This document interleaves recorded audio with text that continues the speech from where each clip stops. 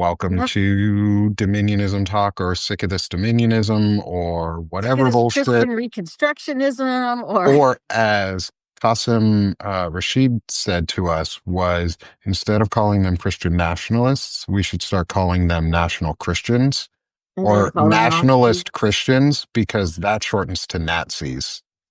Yeah, I can see that as a possibility. And you know Um, what? I like it. I like yeah, it. They're Nazis because that's what they are. so They do Nazi things, so they I'm going to call will, them like a Nazi. but then they're going to sit there, they are, and they're going to scream that we're being, abusive of them and what's it called? Yes. We're persecuting them. How dare Yeah. we Yeah. persecute these That's poor people? But I'm finally seeing things show up on the thing. Hi, Wanda. Hi, Gretchen. There's people I've missed before, unfortunately, because I was still trying to get my laptop to notice the conversation started. But I will try to keep up with us. We had a request to discuss Bill Gothard today. Um, and Bill Gothard is related also to the Hobby Lobby people.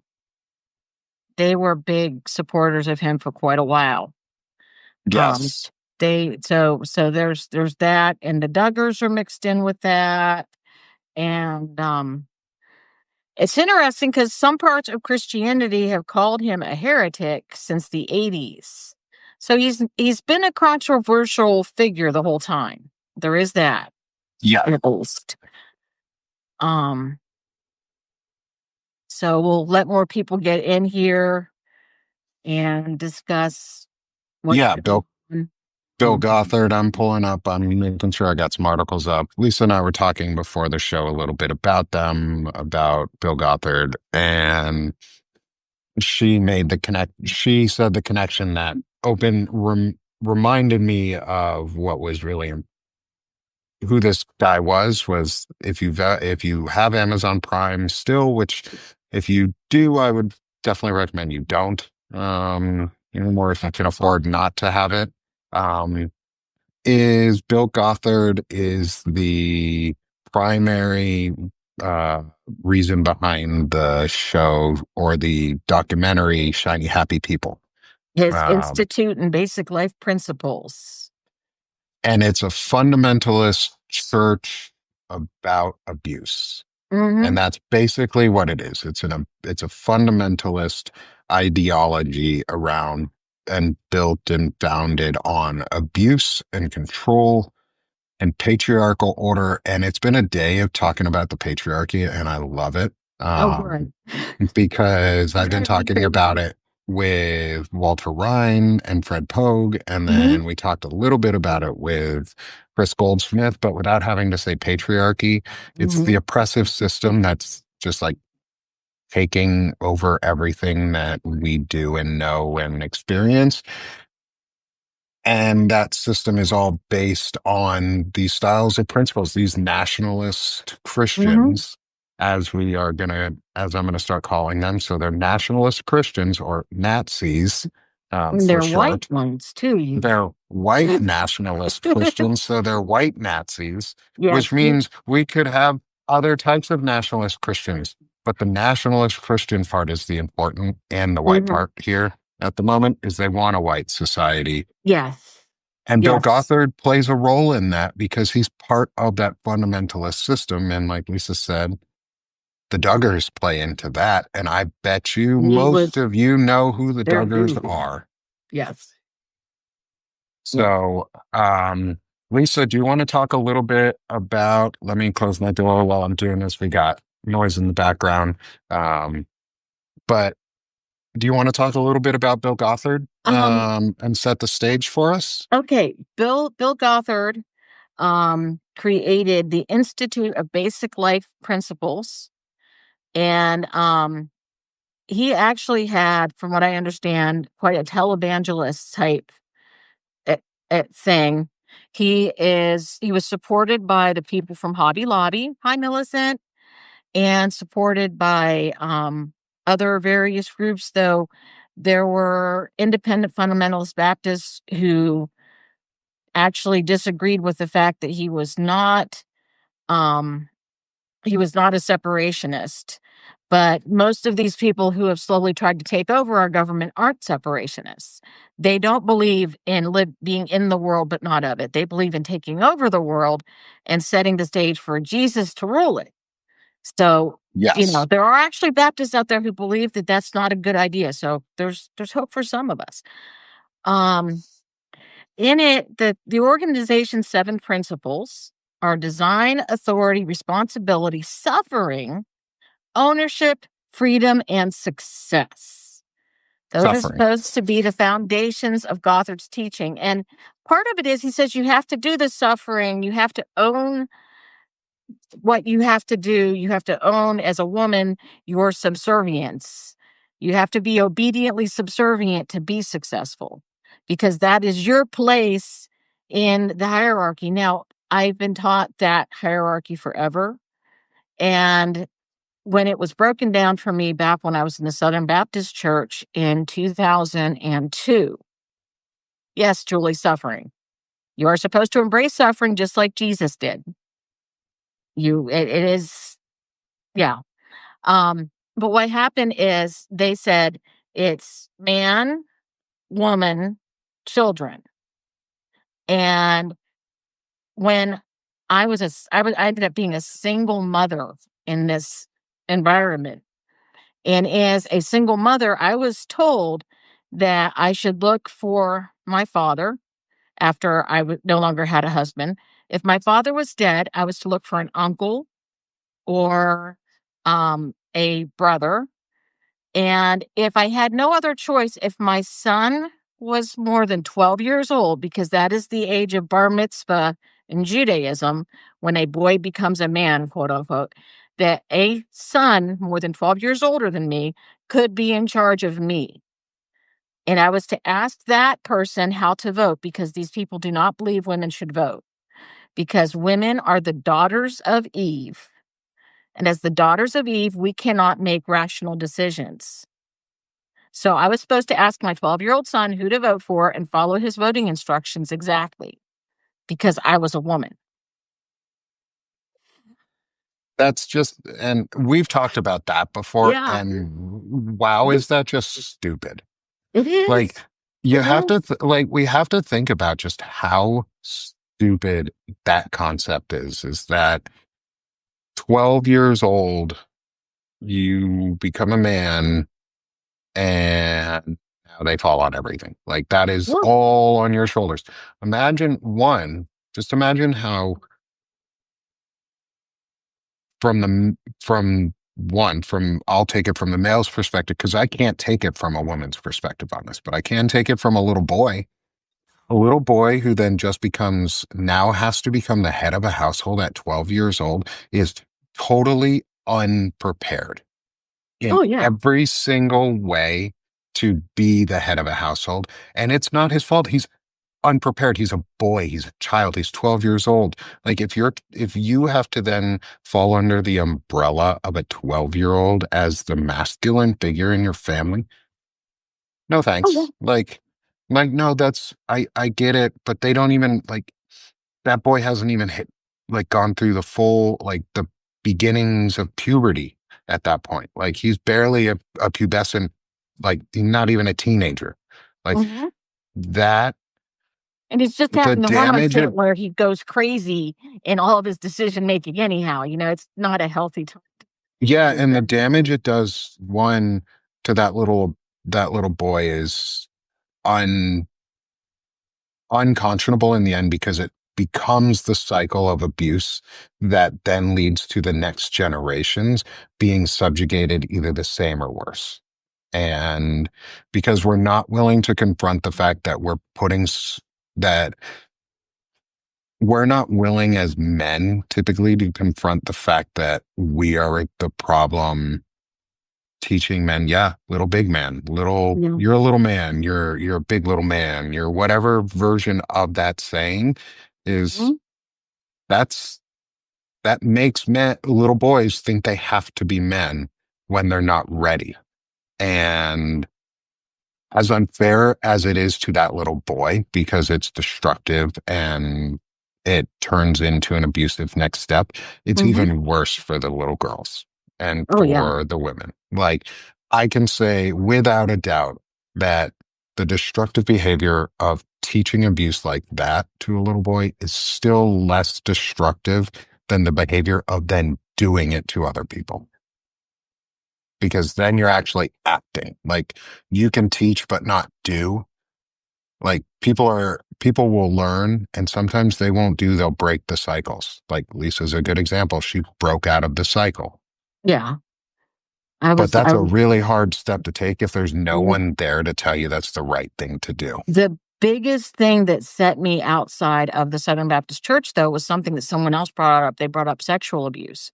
Mm, And it wasn't, lucky for my family, it was children who had been taught a bad quote unquote game by their abuser, and they taught the game to my son. And lucky for me, the game had words that didn't come from my family. So it was really easy to quickly see. I don't know where this came from, but I don't know hmm anyone who does this. Yeah. And the reaction to me telling the mom was the accused person then accused my son of being the problem.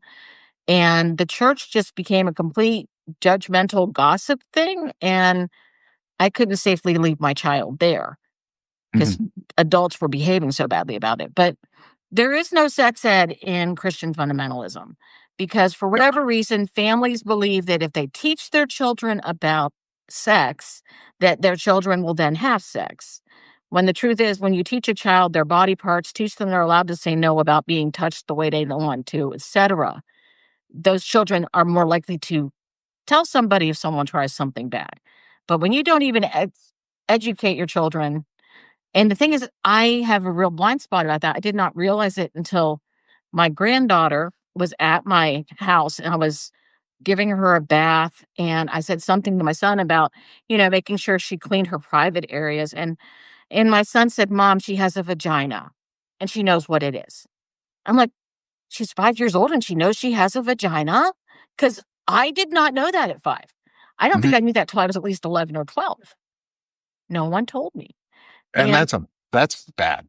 that is, it's really bad. And that's how these kids are kept in since they're homeschooled and everything else. These kids are easy victims if there's an abuser in their midst because they do not know that what's being done to them is this. Though they might feel uncomfortable about it, but they won't even have the words to say, hey, somebody did this and it felt weird. They don't, between the constant elders are in charge of you, men are in charge of everything, etc.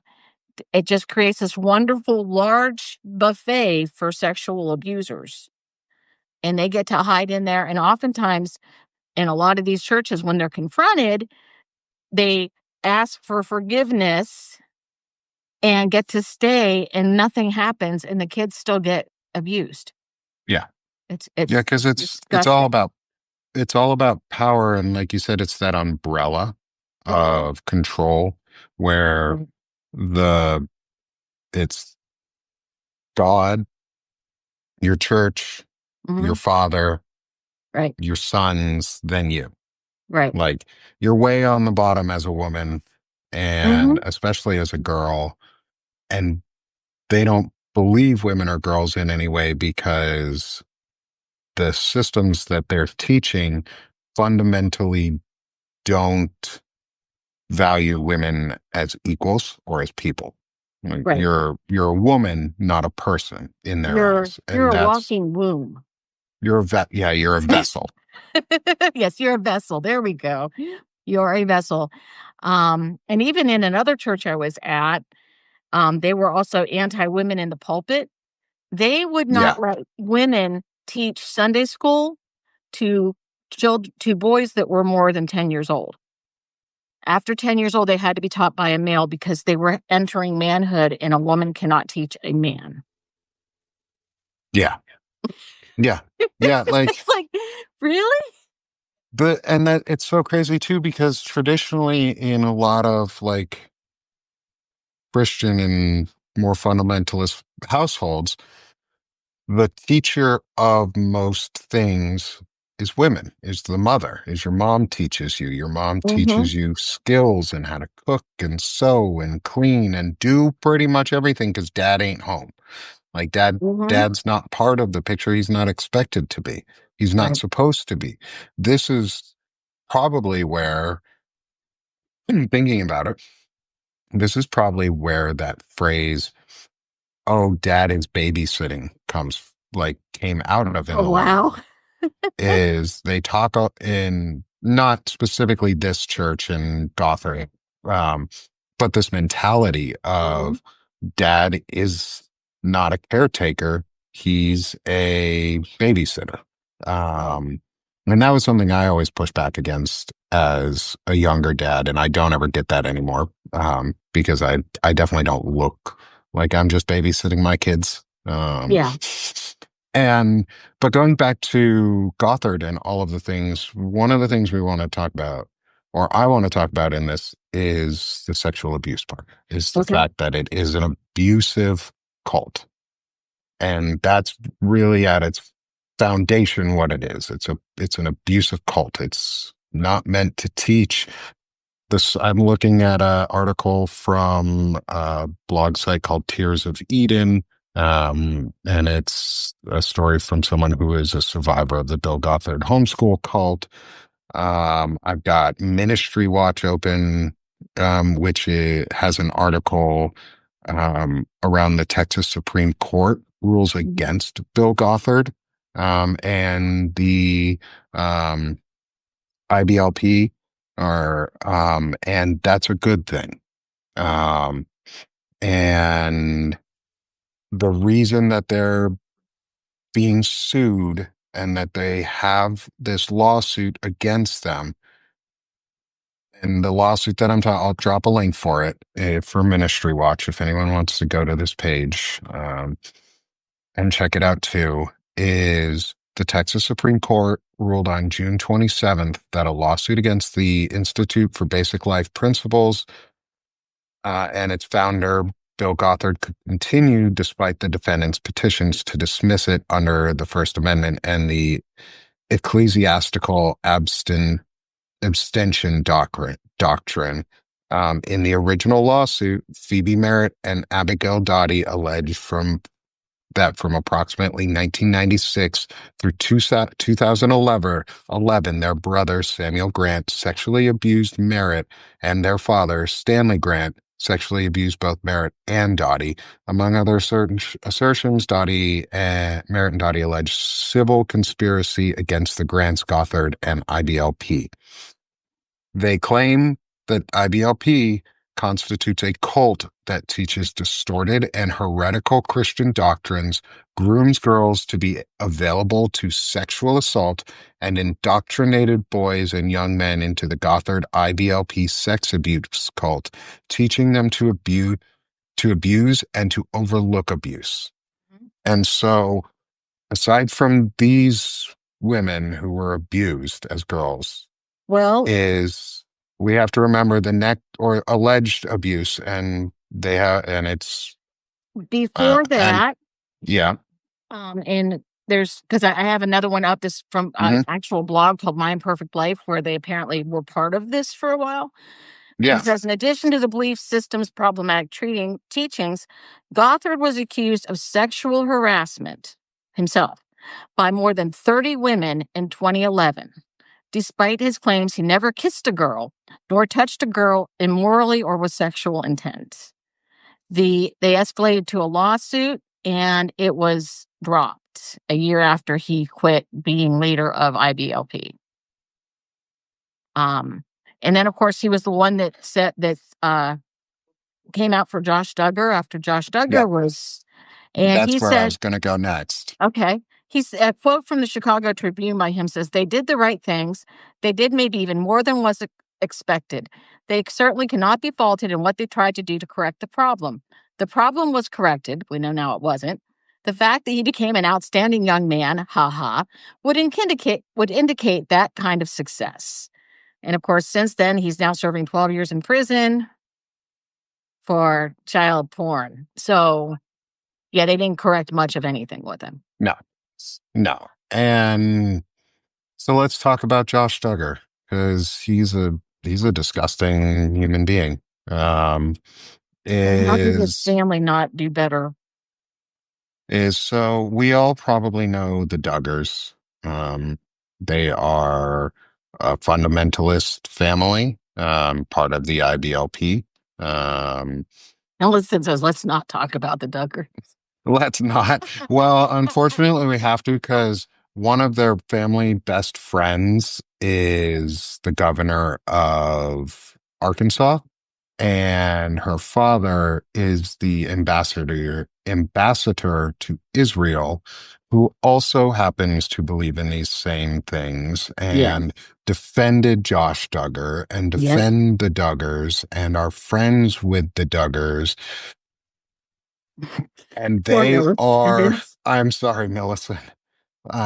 And they are unfortunately the ones who are dictating any form of, No, they're messing up your you state. know, they're messing up my state, but they're also the ones dictating any form of foreign policy at the moment Israel. towards Israel and how we see the Palestinian people Right. and how we view as a nation for policy, not as individuals, but as a nation for policy, what the next steps are towards oblivion and destruction, because he's part of a apocalypse cult to Well, destroy the world because they need to gather all the Jewish people into Israel and then kill all of us is really the mm, end all be build all. the temple. Build the Got to build temple, the kill all temple the first. Jews, go to go to heaven, get raptured, or Right. whatever their nonsense is. They're an apocalypse cult, and they govern a state. The family governs a state. Sarah Huckabee Sanders believes she is subservient to her husband. She's Right. the governor of our state and believes she's subservient to her husband. So if her husband chooses that he doesn't like something about Arkansas and he might want it changed, she's subservient to him. She must serve her husband. That's the church she believes in. That's the views that she was raised Mm-hmm. on. She's said it multiple times. She is subservient to her husband.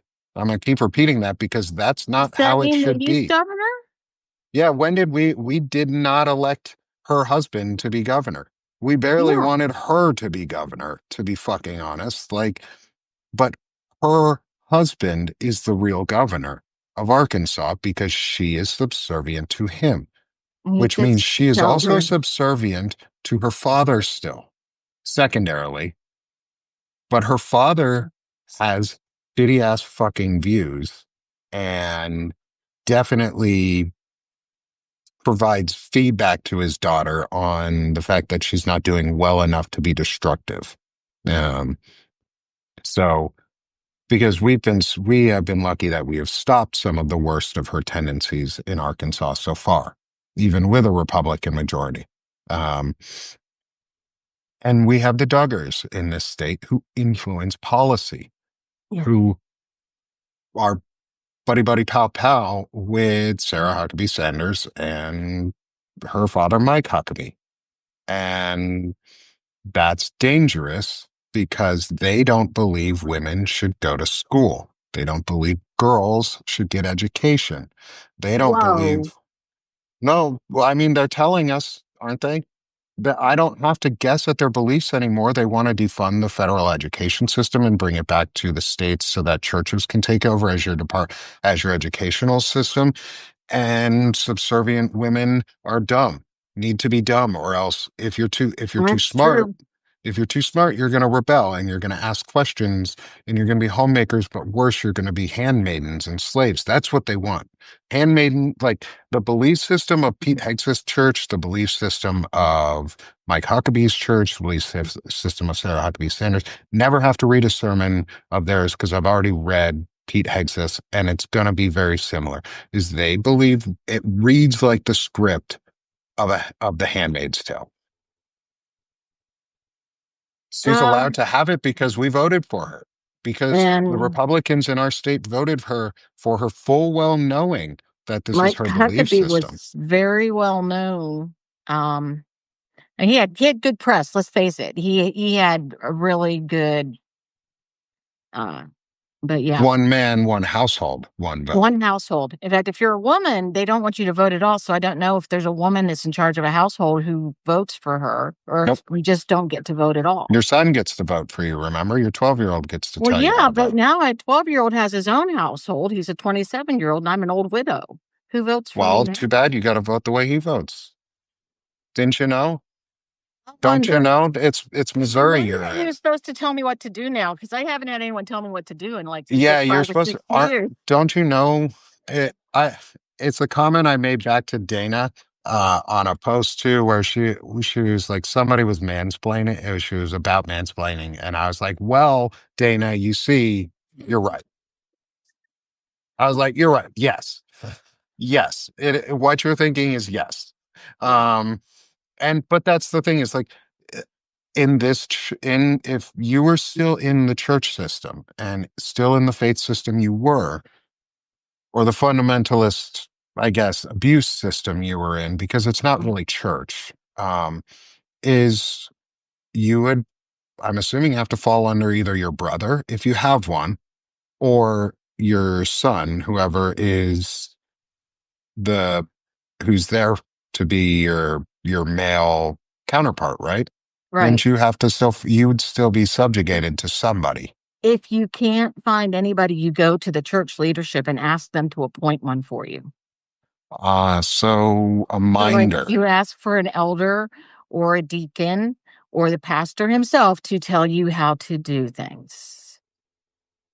Still gross. Yep, Julie, still gross.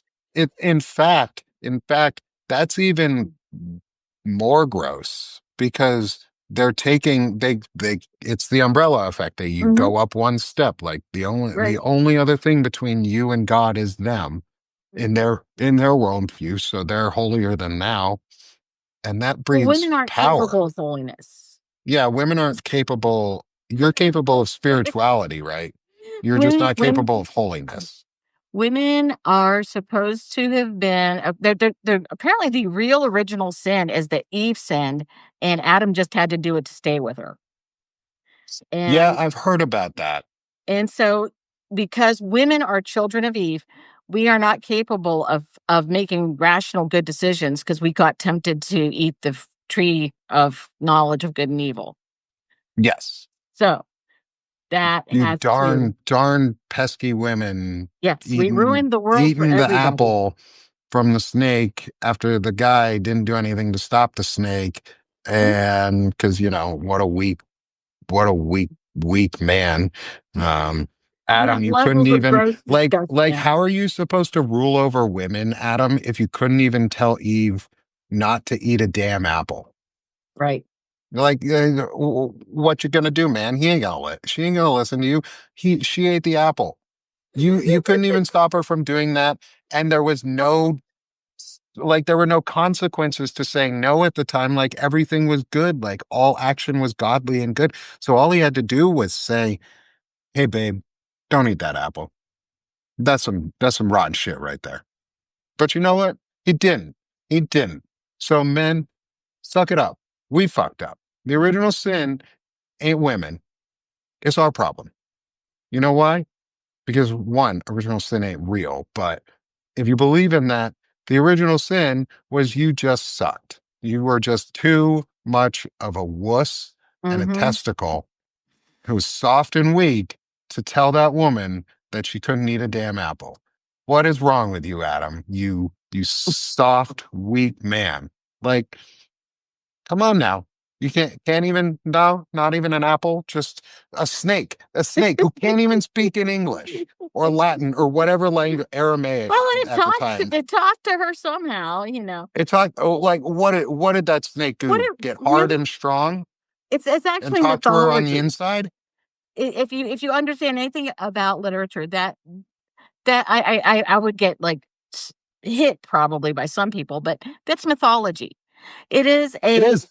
it is a visual storied representation that pretty much points to our inability to follow the rules and everything. It's never was meant to be a reason for how to arrange society. it was that's taking the narrative and applying it in a way it wasn't meant to be, you know?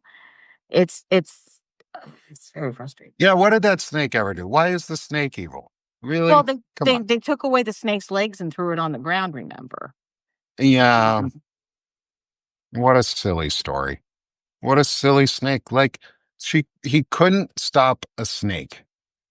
Come on, dude. Like how weak are you to not be able to stop a snake? You've got this entire forest. You've got the entire Garden of Eden, and you couldn't stop one snake. You couldn't have been like, "Oh, let me just put a pen around this snake or like capture the damn thing and move it elsewhere because it's talking nonsense to my girl." And he's trying to steal my girl from me. So I'm going to take this snake out and I'm going to put him somewhere else. But no, you were a weak testicle and you said, "Hey, snake, you go talk to her. You go tell her to Yeah. eat that apple." And I'm a blame it on her for for being my fault that I couldn't stop the snake. You Oh animal my without goodness. So fucking legs. narcissistic male behavior started in the Garden of Eden. It's never gotten any It's better. all Adam's fault. He's blaming Eve for his own mistake. Like, yeah, you couldn't even take out a tree limb. Like, I'm sure the Garden of Eden would have provided. Like, it would have just been like, oh, let me move this snake. And like, let me just push this snake somewhere else. Let me put this snake on the other side of the garden. And so you can slither your ass slowly across and I'll stop you again. Yeah, Like, it's a damn snake. That's, we laugh. we I do. laugh. I laugh at all of this because it's supposed to be, it has to be funny at this point. It Like, we has to be have to ludicrous. make fun of them for it. They have to be seen as ludicrous and nuts and insufferable and gross and patriarchal that's destroying our society and teaching young men that they have to be alone and shitty and broken and nothing and that all they can be is work and that all they can do is work and that all they can think about is work and that the only thing that a woman is good for in their life is babies and that all they can do is make that woman then miserable and work her ass off at home but never give her any credit. I say all of this because that is what the patriarchy did to me. And that is what tech culture is. And tech Mm, culture mirrors fundamentalist Christian culture in a really? lot of ways That's because of pretty those good. views. And because it's all based on the broligarchy. They're all the same at this point. They all control the same motive of men need to be on top and men are better somehow and men can all be all of this. And Walter Rhine, actually I have someone that I want to get on the show with us at some point. Yeah. Is Qasim Rashid at some Hmm. point. I'd like to be able to have That'd be him come in great. and talk. He talked about Tim Whitaker. I'd like to talk to him That was first, coming obviously. September. Um, yeah, when once he's back from vacation, Right. and his partner lets him. Um, He's a good man. see, see, he's a good man. He listened. He listened. He was like, ah, yeah, Yeah. I can listen. And you know what? That was all that was needed. But like, we have to confront all of this stupidity Hmm. with laughter, but we have to reframe it. We have to Right. stop talking about it in the lens of what right wing folks talk about and how they talk about issues. And I think one of the first things that separates us and is where we can find solace with each other and build community. And for those of you who do go to church and have faith, or go to synagogue, or go to temple, or go wherever you go to have faith, is find a place that allows women to be pastors or faith leaders. Because Walter Rhyme says it really well, is you cannot have the best of the best if you exclude half the population. And Right. so you have to be able to go to places where you have faith leaders who are women or gay or trans or teachers who are trans or gay or whatever. Not all, but many of the ones that also ordain women are also LGBTQ affirming. Not all, but usually if you find one that ordains women a lot more often they are also a lot more friendly to LGBTQ people. Yeah, and you'll Um, notice with churches like that too, is they don't talk about issues and rights or viewpoints in the same way that fundamentalists do. Always a sanctity, and it's something Lawrence Winterman and I and Fred Pope talk about a lot now, is the sanctity of life and like sovereignty of life, is they believe in the sanctity of life. Is if you find a church on average that has either female pastors or allows female pastors, maybe they don't have one, but they do allow it. They mhm. just don't have one at the time, Right, because they have a good male pastor. Um, right, is Go to things like that if you believe and you want to find a community again, and your faith is still there and you want to be part of a church, because they're going to help teach you about sanctity of life. right, And the sanctity of life is that core concept that we all deserve to be here because we're equal as people, right, and not, I don't view you as a woman or as a trans person or as a gay person, or I'm not a male, is I'm a person. From there, we gender our language. Yes. And that's part of language, is we have gendered language at the moment. And we talk about things in gendered emotions. mhm, We can still use those to talk about ourselves in the way that we communicate about things. But you'll find in places like that, in communities like that, they use words in a much gentler, um, gentler way. They mhm. use words that It's a aren't, reconciliation ministry instead of a confrontational one. yeah, one, and it's like it's just the idea of trans people in sports.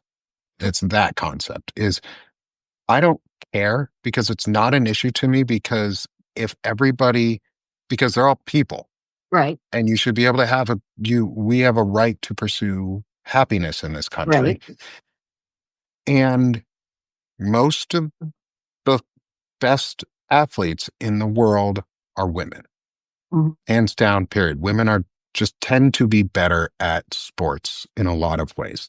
You're more agile, you're more flexible, you're more nimble. You look at the way WNBA players can interact compared to NBA players. We talked about it in terms of that, is like you see the NBA players actually going and helping people and helping the WNBA, not because they are there to be charitable to the WNBA players, but because they want it to be equal. They want to see them on the same level in other people's eyes. And that's where we need to reframe, I think, from these Christian nationalists or nationalist Christians, the mhm, Nazis, um, is we need to stop living in their terms and in their world of argument. Like, if they don't want to choose to believe that women are people, then stop having that discussion with them and don't even try, because you're not even going to win. You're not going to win. But if you can reframe the discussion where you're now in control, because they want to be in control of the mhm, discussion. It's all about control. It's the right, the fundamentalist thing, the Bill Gothard ideal, looping back into Bill Gothard right, for all of this, back to our key concept in our person, mhm, is it's all about control. They want to control the narrative. They want to control every decision. They want to control life. They want mhm. to be in control. They wanted to make biblical law the law that runs the country, for goodness sakes. Exactly. Exactly. And a theocracy is is an antecedent, or no, sorry, antithetical to Right, democracy, mhm, is against right. democracy. You cannot have a functioning democracy if it's a theocracy. And even Rushdoony said that, though he said it the Hmm. other way. You can't have a theonomy if it is a complete, it's a complete, opposite of democracy. You can't have them both. Yeah, because So you can't, because one is inherently an authoritarian system. right, Um, the Bill Gothard school of teaching and methodology for like the homeschool teachings and things like that are inherently authoritarian by nature, right, and they're inherently fascist by nature. They're fascistic. dictatorial. Mhm. They are all the words we associate with the people that we think are evil and Right. wrongdoers because they want control. Mhm. But then again, you said somewhere at the beginning of all of this, there's a ideal that they believe in suffering. Mhm. Yeah, that was one of his things on his list was, man, it's moved around everywhere now. That there were that he had 7 different, things, and that it was, You'll notice a lot of times too in Christian theology and mythology, there are sevens in a lot of things. oh, It's a yeah, very that's common not number for God's Christian. number. There are certain numbers of completeness, and one of them is 7, and that's the 7th day God rested. It was a whole of 7 days for creation. The other one is 40. These are supposed to be wholly complete numbers, and so 7 and 40 are, like, really big numbers, and also 12. There were Yeah, 12 I heard about tribes. 12. Jesus had 12 disciples, and there was even though I think they've never proven that every disciple came from a different tribe. It was believed that the 12 disciples were a mirror of Israel as in the 12 tribes. That's one of the reasons why, if everybody remembers, because News 5 is super fast, is when we bombed Iran, Mhm. Trump was so adamant about calling it the 12-day war. He was very adamant that it was only 12 days and that it was the Right. 12-day war. And so this is kind of the problem when you have people who are trying to bring about prophecy or make prophecy happen, is those people always get it wrong because you can't force prophecy. Even you can't force a prophecy to happen. If you watch any movie and you know that to be true, like Yeah. stop trying to force prophecy. Um, but in the end, it's really all about control. And I think part of it is this, to me, suffering from the outside, from someone who's never been a part of one of these churches. Suffering to me from the outside mm, isn't a male concept for religion. To Mhm. me, suffering falls on women And children. and children, and men are given passes for almost everything. And it's almost as though they are using suffering instead of you will suffer and you will have to go through suffering. It is you will be the one inflicting suffering on others. And your role is to make others suffer in the name of God. And I know that's not the theology behind it. And No, I it know that's isn't. not the and I know that's not the anticipated meaning behind all of it. But the actions of it leave a lot, leave it very easy to think that that's where suffering is focused in a lot of ways, at least from the outside, is it's about what suffering almost other people have to go through for your God. Um, and it's less about you suffering and more about other people needing to suffer because you're being excluded or you're being ridiculed or your faith is being questioned because others don't believe it as strongly. And that is suffering to you because you have to suffer through other people not Right. believing. But the real suffering is what you force onto others. Well, to talk about suffering and forcing onto others, as a child, I was hyperactive, which was rare for girls and probably not neurotypical, and I was spanked a lot. And I can remember so many times my mother is insisting that it hurt her worse than it did me. And I really didn't believe her. But, Yeah, you talk about no. inflicting suffering. I walked up to her one day and I said, "What day is it?" And she said, "It's Tuesday." I said, "No, no, the number on the day." I was old enough to realize there were days I didn't know what they were called yet. And she said, 11. I said, 11 must be my lucky number because you haven't had to hurt me once today.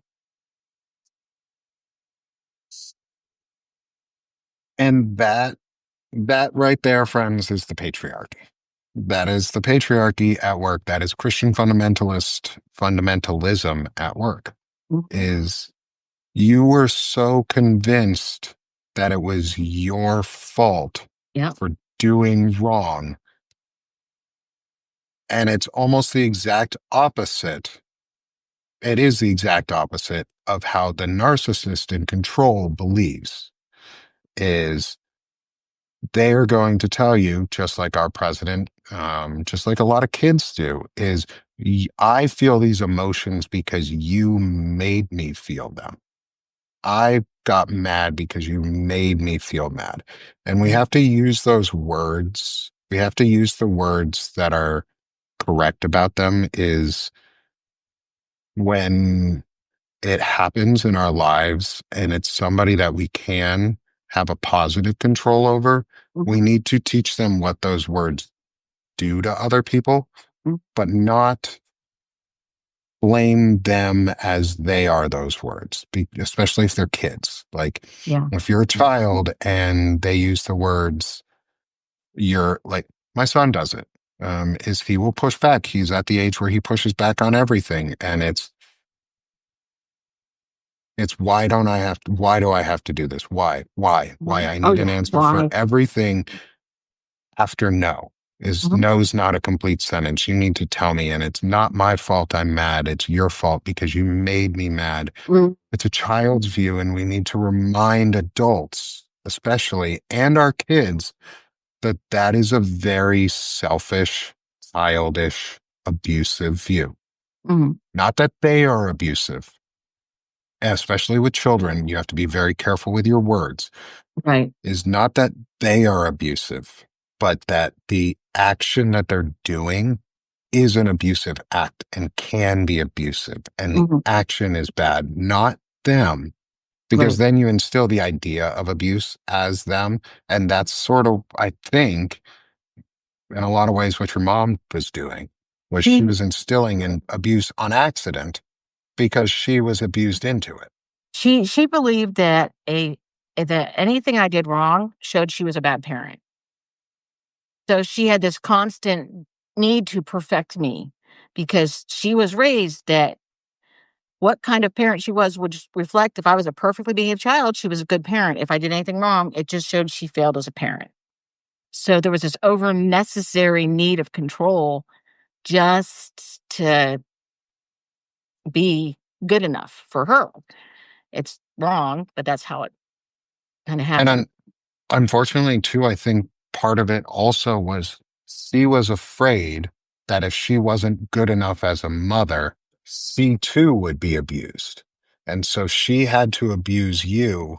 I'm not saying maybe your mom, but others who are I, in I'm that oh, I situation, having been I in an think. abusive marriage, I there were when my ex was home, I was much more controlling with the kids because Yeah. I didn't want him triggered.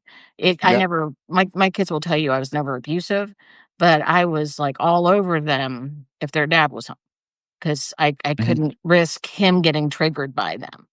So yeah, there can be further, you know, um, Yeah. There's I had the secondary abuse. traditional yeah, I had the traditional wait till your dad gets home for the really bad ones, and, he actually didn't I don't think my dad spanked me more than 4 times in my life. It was my mother who did most of this thing. Well, So it's beneath your father to do that. It's beneath him to have to do that. He shouldn't have to parent his own children. That's a woman's job. Didn't you I know? That's what think women do. Women do parenting, Lisa.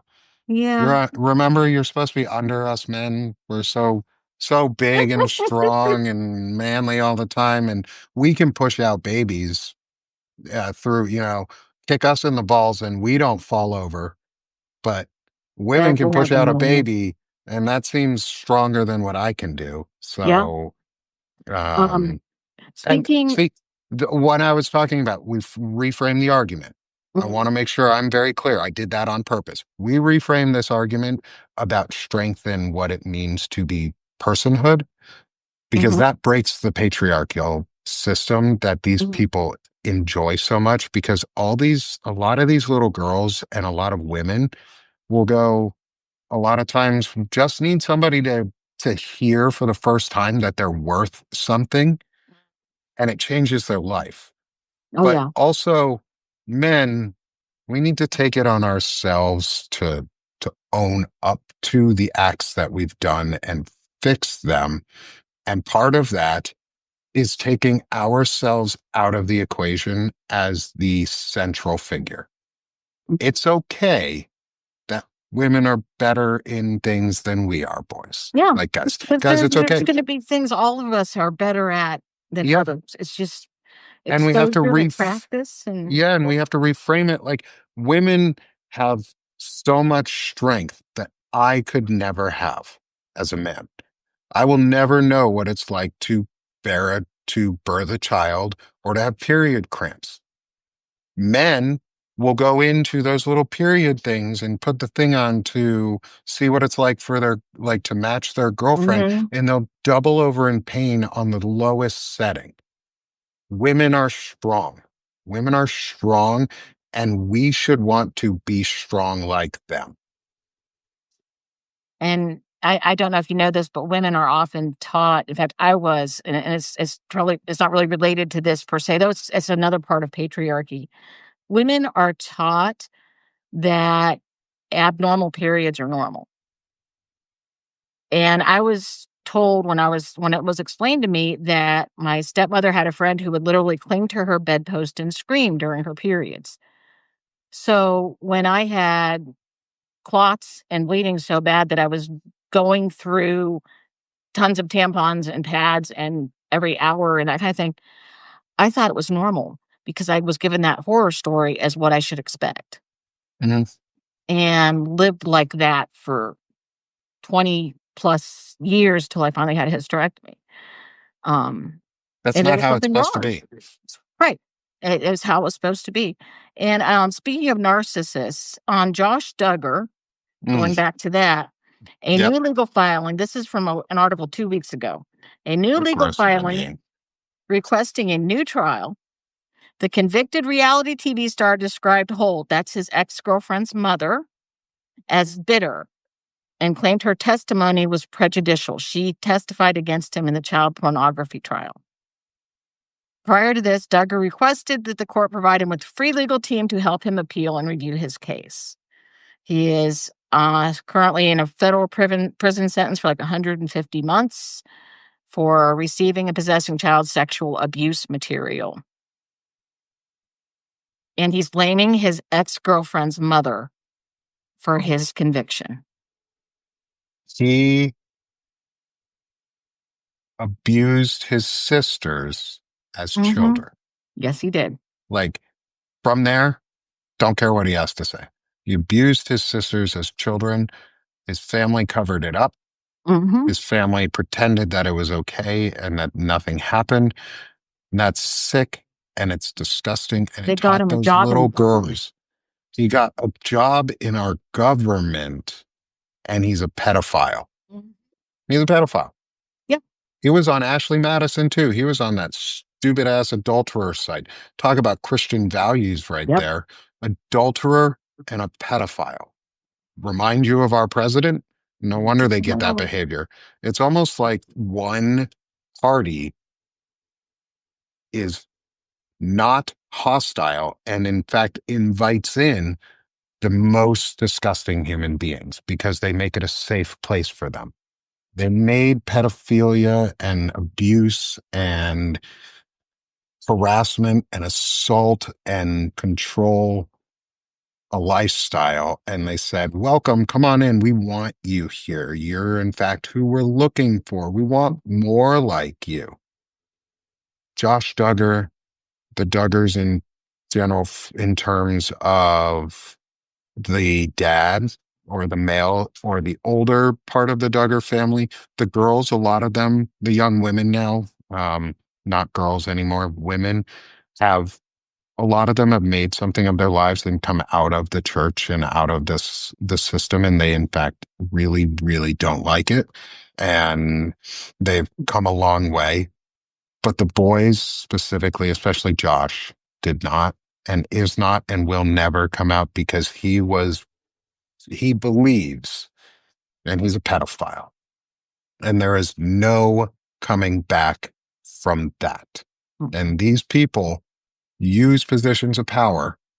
Bill Gothard, Josh Duggar, Pete Hegseth, Donald Trump, Mike Huckabee. Yep. People like this use power for control. And Mm-hmm. that control is central to who they are. And it's because they're so afraid of something fundamental inside of themselves, too, normally. They're so insecure about something inside of themselves that they are projecting all of this hate and vitriol and vileness and bile at everyone. It's why Stephen Miller is so disgusting as a human being. We haven't talked a lot about him, but he's going to be worth talking about. Is Yeah. he is a true Zionist. He is a Mm. Nazi. He is what we consider like the worst of the Zionist side of things. He's a Nazi. He's a Jewish Nazi. He self hates. He hates himself so much and everything about his culture and the way that he was brought up because I've looked into him and I've read about him. His family's very, very similar to mine. In Oh, fact, they wow. came over to New York roughly the same time. Not same family, not same last name, no relation. But Right. I read his story and his family did a lot of good.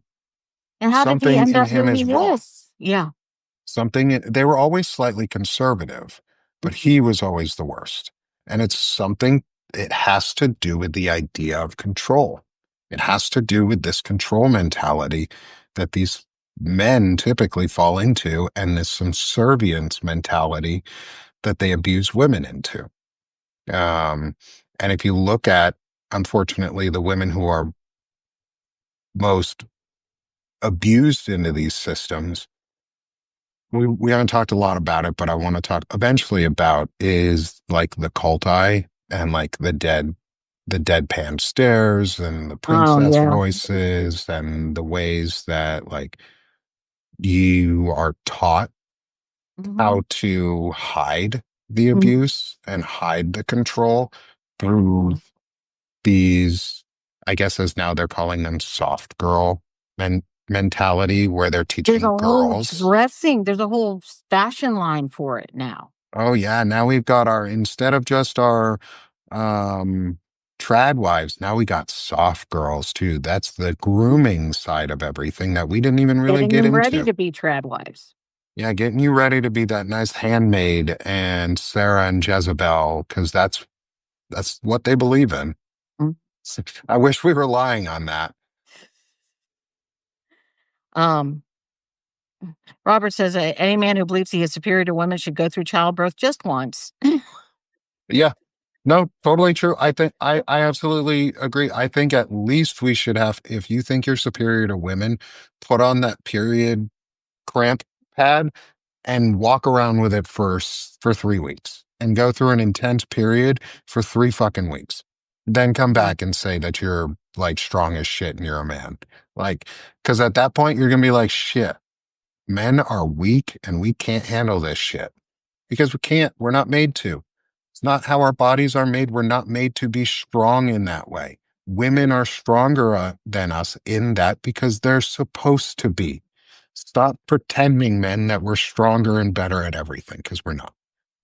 That's I where was patriarchy is. told as I was being groomed into this patriarchy stuff that I had to behave this way because men were, their egos were too weak to be in an equal relationship with women, that they needed me to act dumber, to be subservient and do that because otherwise their egos would be impinged on and they wouldn't be as happy.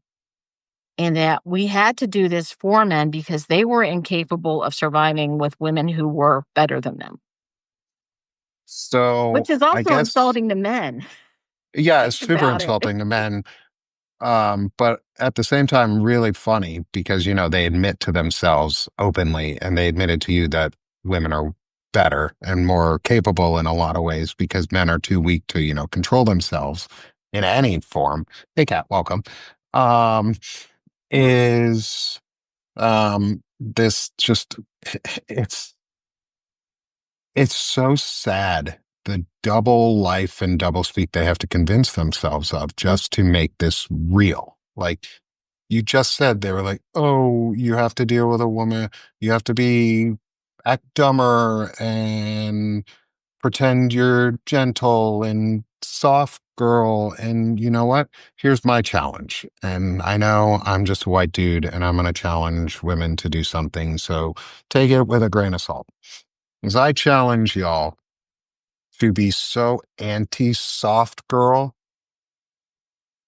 and then go buy that dude. And I challenge all my male friends too at the same time is go buy your dude friends some flowers. Go buy a guy some flowers for the first time. Go buy a Christian fundamentalist dude that you know who's a MAGA. Go send him some flowers. Don't put your name on it. Just go send him some flowers. Make sure his name is on it, but not saying from a woman. Tell them it's from like their best friend. Even lie. You can write whatever the fuck you want on a greeting card. Picture them going, oh no, they think I'm gay. Yeah. And they need to come to grips with that because Mhm. it's okay. And that's how we're going to break down the patriarchy is I want to go back to a time when men write letters to each other and emails or open messages to each other like Lincoln used to do, President Abraham Lincoln used to do to his best friend, where they would say They're things very like, loving. you are in my heart at all times. Your heart beats with mine. Nowadays, we'd call that a gay love letter. Mhm. Back then, it was a it was a best friend telling his best friend who was far away, who maybe That's he still was gay, thinking of maybe you. he wasn't, You're with but it you, was a best friend telling a friend, "Hey man, I love you, dude.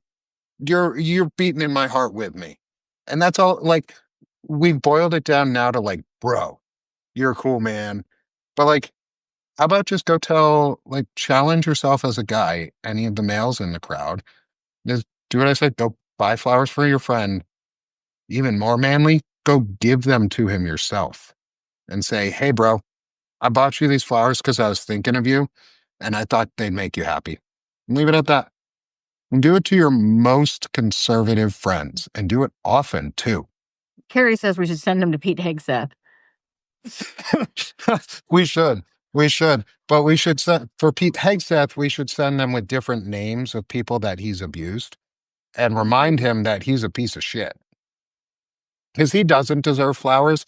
Pete Hegseth does not deserve flowers.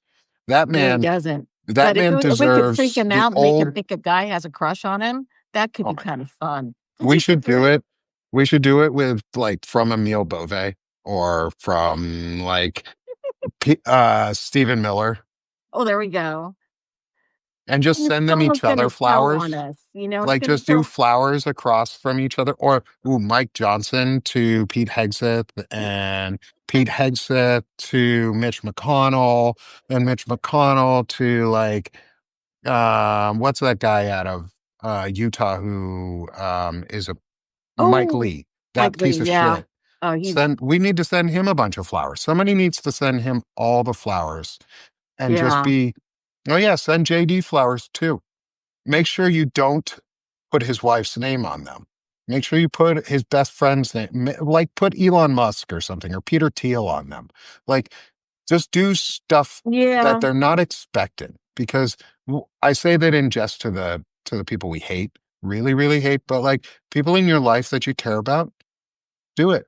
I challenge you as a man to man up, vagina up, and push a baby out by sending a fucking flower to your friend. That's Like, our guy it's points the out that easiest hard thing you'll have to do. yeah. That's our guy says it probably isn't the best of ideas, and even I was thinking, they're gonna get us investigated, and they can't complain that we did anything wrong, but it could cause us a little bit of trouble if we start doing it to, like, public figures in our government. But Well, it's fun to no, they imagine. can't. No, they can't. That's it. I mean, they will. They'll try to, but There's if nothing wrong we sending them there's flowers. nothing wrong with sending your public officials flowers and telling them that they're doing a really shitty job and you hope their day smells like roses. I Because would hope roses it's really called smell like poo poo poo. I've heard I've smelled some nice roses. And I love to smell But like, genius. I mean, you used to be able to send boxes of cat poop in the mail to people. Like literally, you could buy a box of cat turd and send it to somebody in the mail when I was in college. Like, you can do anything on the internet. It's okay to troll the trolls. Yeah. Like troll the trolls, but the people in your life who you are trying to actually win back and make a community from, because that's what it's really about, is they've made a community of hate and of patriarchy and of abuse. Make a community of love and acceptance and of welcome. Dr. Martin Luther King said it best is you cannot defeat darkness with darkness. Hate begets hate. You have to fight it with love and care and empathy because that's what's going to win our country. That's going to be what breaks the Right. spell of patriarchy um, and Goddard and the IBLP and all of these systems that's built on lies of fragile egos. So break their egos, do the unexpected, because you know what? That reframes it in our terms. My terms is men should send other men flowers. Their terms are men should be soulless, life sucking, abusive pieces of shit. My terms are men should be wonderful, nice people who care about those around them and are empathetic and just want a little bit of love too. And don't expect anything from others, but hope that others get love back from their presence. You know what they believe in? They believe men should be fucking miserable. So I believe send everyone should be miserable, So, really. yeah, they believe women should be even more miserable. Men, they believe your life should suck. Women, they think your life should be even worse because you're underneath that man whose life sucks. So he's going to make your life suck even more. But what we can do is you can send your guy friend flowers as a dude. You can write your best friend a letter. You can call him. You can text him. Just do it.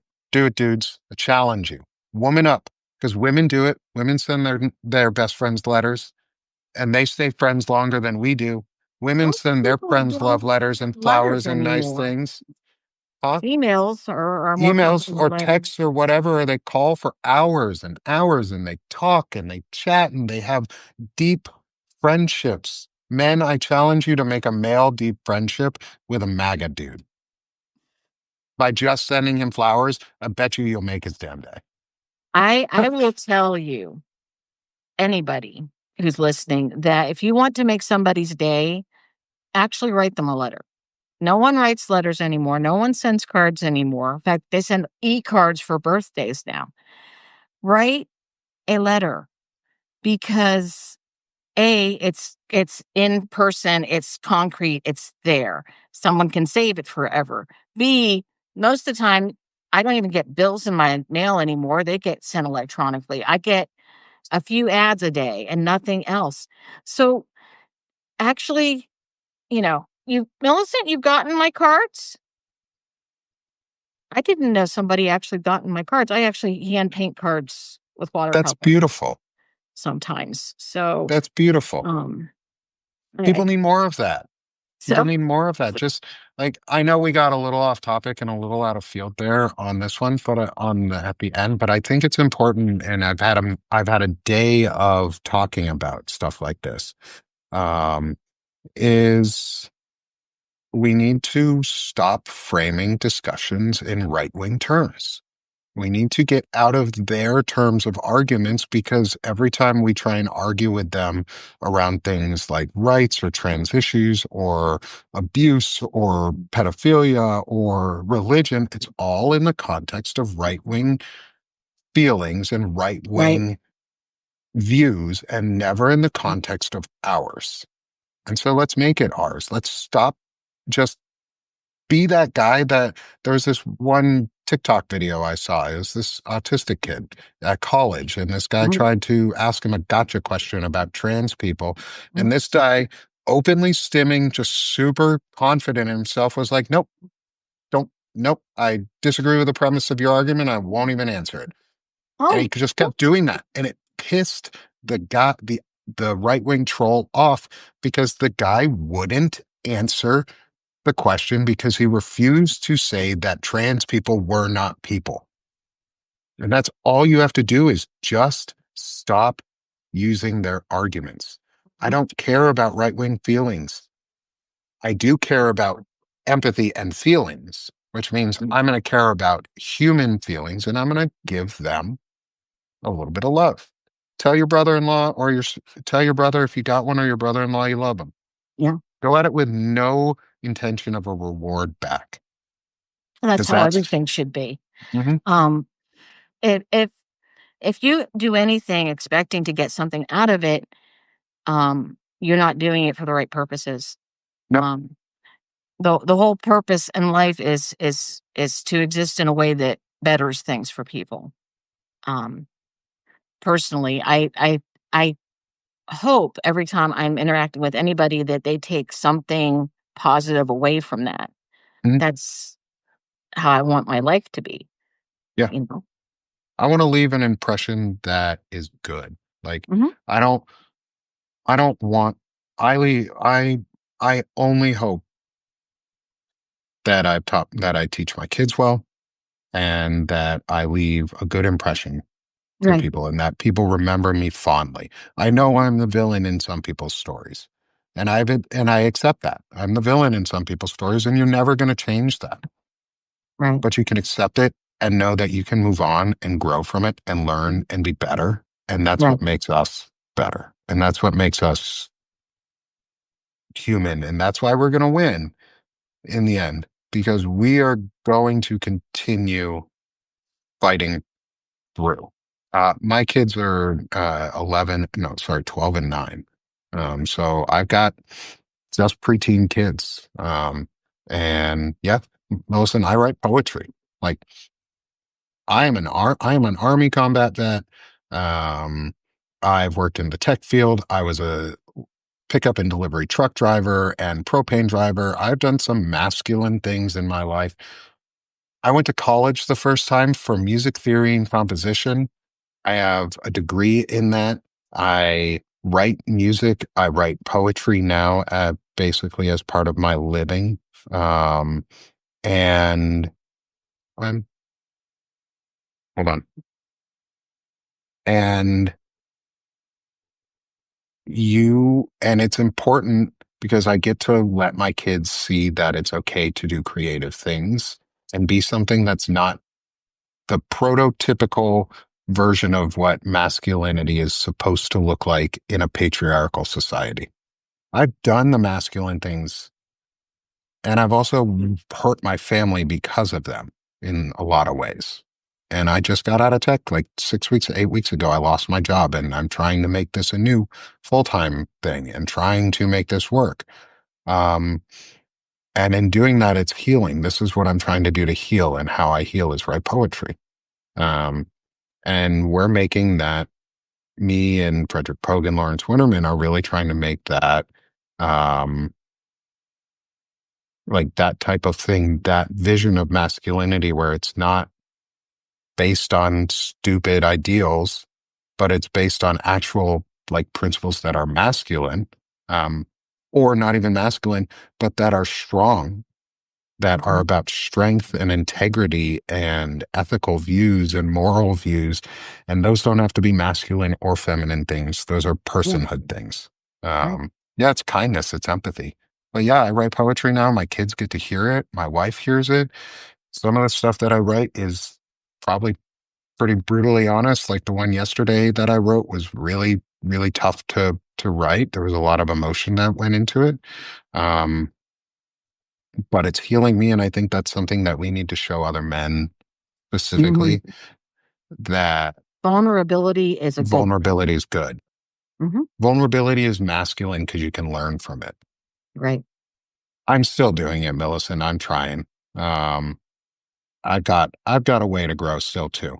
And I'm never going to be there because if I thought I was there, then I would be just as bad because I would be too narcissistic to believe that I could learn more um, from anybody else. And I want to learn from other people. So I appreciate your confidence boost, but I am not there yet.